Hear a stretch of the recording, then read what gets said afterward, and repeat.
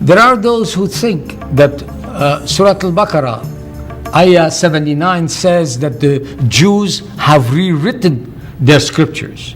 But if you read this text, what is it saying to us? It says, woe unto those who write something with their hands and then say, this is from Allah, that they may purchase a small gain with it.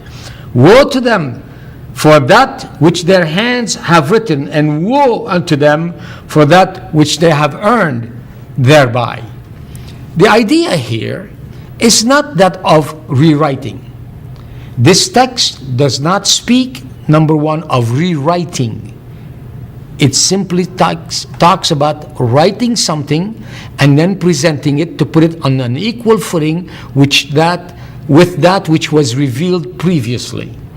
The second thing we will retain here is that this is not talking about tahrif.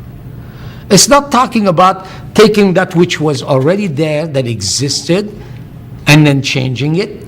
No. It is talking about people who want to bring something and in addition to it, present it as the word of Allah and do so for financial gain. This is what it's talking about.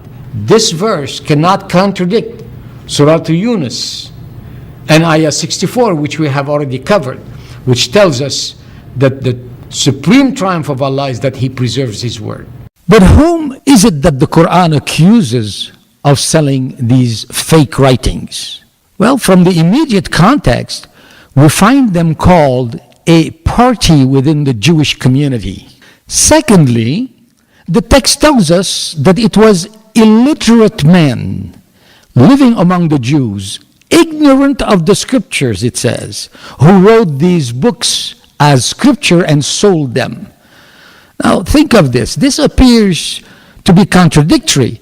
For illiterate people obviously cannot write books, but it calls them illiterate men. How do we understand this? Well, the Arabic word translated illiterate is ummiyun, which according to Ibn Abbas and other authorities also means Gentile or pagan in the sense of polytheistic Arabs who were neither Jewish nor Christians. Since these fake scripture writers were clearly literate, we are forced to interpret this faction, this group, as being Gentile forgerers living near the Jews, but not the Jews themselves. Indeed, history tells us that there were many such Gentile Arab poets who composed false, quote-unquote, revelations for personal profit. Nadr ibn Harith, Musaylima, Al-Ansi of Yemen, Mani, Mazdak, Al-Mukanna, and Bahullah. All these men fit the profile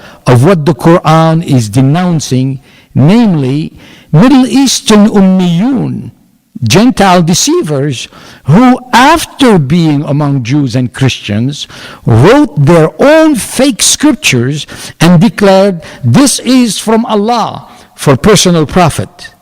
Naturally, the Jews and Christians rejected every one of these scriptures since they had the real ones with them.